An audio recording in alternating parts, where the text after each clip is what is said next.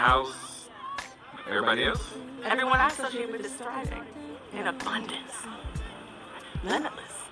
Hello, welcome. I'm Helene, and I'm here to review and react to Tyler Perry's Sistas. Let me begin by apologizing for my sinuses causing this raspiness in my voice.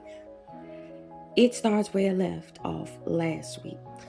Zach in his house with Gary's suspect colleague, along with the Popos who entered his property without warrant, arrested him without cause, patted him down without asking, and then took him off to Fulton County Jail, where Zach turns back and tells the homie, listen, call Fatima.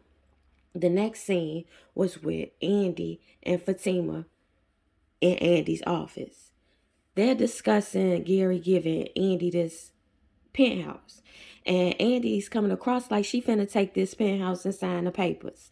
And then Fatima goes out to get the rubber band ball and bring it back to her and tell her, which seems like a remix of an exercise that Tyler Perry wrote in Why Did I Get Married? But this version, for everything he does wrong, take a rubber band off the ball. And if you left with no ball, then there's no relationship.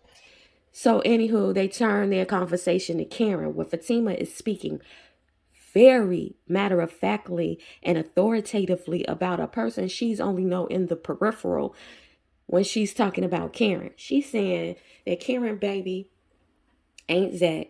She smashed because she know Aaron around the same time that she smashed Zach, even though Fatima don't know the timeline on her pregnancy. Then she said she prays that the baby isn't Zach. Well, I don't know. The audience prayed on Insecure that Condola baby wasn't Lawrence. So, anywho, we never know. I give her grace for that because it's like, yo, man, you want to have his baby. But how long have you known this nigga? The next scene is with Sabrina and Maurice down to the currency exchange, where Maurice is punting his dignity in a cesspool of shit because he runs in after Sabrina and tells Sabrina, don't call the police on Q, and then gets to speaking in defense of Q. This is what I do want to know. There was a commenter in last week's video who brought up a very salient point, that Q is the ops, and he did sign over to turn state's evidence, and he might be setting up Maurice to take the fall for his crimes. Anywho, the following scene is with Danny down to her job at the airport. Again, this policeman is pressing her to go out on a date with him. She keeps denying these advances, and then he walks off. She gets a call from Andy to go out after work to have something to eat together, which is odd because I don't think in the span of these 4 seasons we've ever seen Danny and Andy be alone together in any scene. So this should be interesting, but it is kind of odd. Next scene is with Sabrina down to the currency exchange, and that guy from some episodes ago that flustered Calvin and made Calvin wanted to be saved by Sabrina. He searched all over, couldn't find nobody. Anyway, so he comes to the bank to apologize and shoot his shot again. And as every nigga who comes into this bank to make some type of action with their account, they are only doing it so she can see what they got. Down to the dude who was the football player who whooped Maurice ass. Down to Zach, who came to show his account. And now this man. He has, according to Write-Off Vision, $36 million in the bank. Now let me backtrack. Why he spitting game at Sabrina and Sabrina is denying it? He did come off a little tender swindler to me with offering her a trip right off rip to go to motherland because she looks like the women of his country. But anyway, he leaves. Maurice comes over to be horrible employee and asks for Sabrina to tell him the information of this guy's account. Whatever. So Sabrina goes along with this negligible act and spins his account information around to the lobby. That ain't even the worst of it.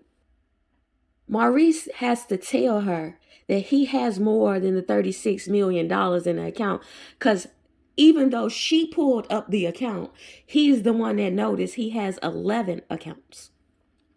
So then he get to roasting and treating her about her attire. I have no problem with that. And Sabrina feels away. And so she throws Q into his face and then warns him that the bank was going to fire him and that they suspect that he down with Q. And he say, I got this. I ain't dumb. All episodes you could have fooled me. But anywho, the following scene is with Fatima calling Zach and not getting through. And then she goes to Andy to tell Andy that she's about to leave. Do you want me to call Gary to get your things for you? Andy like, no, I got it. And it's looking like she's succumbing to Gary's advances with the showering of gifts that he's doing. Because she like, nah, I'm not. I don't need you to do it. And Fatima leave out like, yeah, you gonna keep it. Okay, now we down to Karen's salon where she got customers. Every time I see her with customers, I say gratitude. Anywho, Aaron come in because he want to be the pappy. He want to know when she going to make this doctor's appointment and when is she going to the appointment. Can he go with her? And she like pump your brakes, back up, you suffocating. And then he goes to leave. She walks over to Pam and then brings up, did the detective come by to see her again? Didn't you tell her to not come by again? Why do you care? Anywho, I guess you care because that's your baby daddy in your mind. Or maybe it is your baby daddy. Anywho, Pam like, I keep my ear out to the street. They look up and see Aaron still in the car. And he look like he crying. Karen go out there to have the same discussion that not only that they had all season long, but the same discussion that they just had a few seconds ago when he was in the salon. So I'm not going into that. Now down to Andy's office, she calls Gary. And for the first show of dignity in this particular episode, Andy musters up some dignity and tells Gary, bring my things back. And then he goes to say, well, let me take you and give you a tour with me being there. Nigga, how many tours of the same lofty looking penthouse are you gonna give her?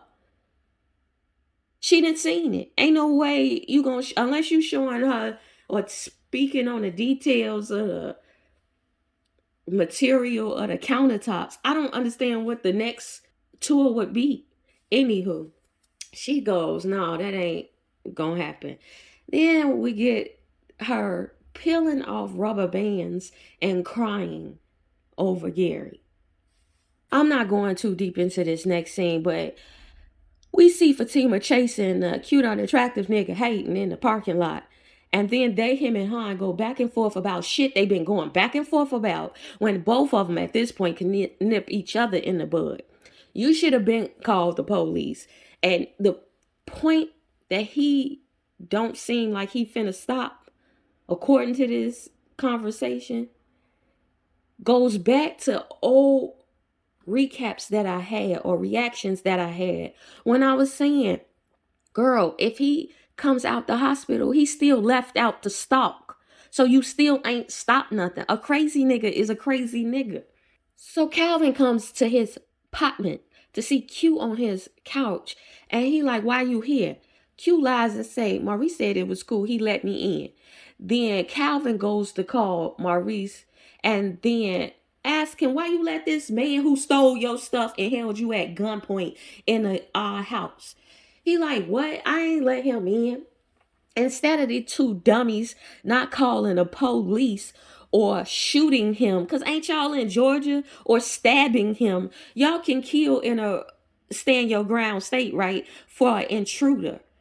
Instead of doing any or exploring any of these options, they go back and forth as to why he's in the house while he stays in the house. The scene ends with Maurice, instead of calling the police or telling Calvin to stab his ass, or shoot his ass. Instead of doing that, he gets to running like he gonna go to the apartment and get him out. Next, we have Andy pulling up in this gaudy Rolls Royce to Karen's salon. Karen comes into her salon. They have this discussion about Gary where Karen is saying, I done already told you what you're saying. What are you, basically it looks like Andy only went to Karen to have Karen validate her wanting to make a bad decision. But Karen ain't going. So Karen is like, so you must have called Danny. So I guess Danny is the friend they call or get up with when they want their bad decisions to be validated so they can go ahead and make the bad decisions that they were already going to make. But anywho, this conversation then evolves to Karen saying, I got my own shit, really. And then Andy like, yeah, girl, when you have your doctor's appointment, let me know so I can go. Karen like, cool. Andy like, for real though. So it's giving me, she just want to go down to this doctor's appointment to get the tea. Next we have Zach in a position in a scene that we are used to seeing him in, behind bars. This police come up to him saying, you got a lawyer. Zach like, lawyer? Ooh. Police like, you want to see this lawyer? Cool. So he leave the cell, take him to see the lawyer. It's Gary colleague with somebody claiming to be a lawyer. Neither of them tell him why he is arrested. All of this seems very illegal and against somebody's civil rights and constitutional rights. But anyway, Tyler Perry Penn. He still don't know why he behind bars. He must haven't been allowed to get a call because he hasn't called anybody. And obviously, like I presume, this nigga that's working with Gary seemed super suspect. And this whole situation seems suspect. Because why didn't you just call Fatima? Even if you was intending to help him, you could have just called Fatima to tell her where Zach is, just to let her know not to be afraid, or he's not kidnapped, killed, or abducted, or anything like that. We know where he is. Even if you wasn't going to tell him why he's there, or tell her why he's there. It ends there. I'll end it like I always end it, by saying anything's possible. Make your impossible possible. Do what you want to do. Whatever you make up in your mind to do, just have a mustard seed of Kanye West confidence in these streets and go do it. To the ethos, tell the future I said so.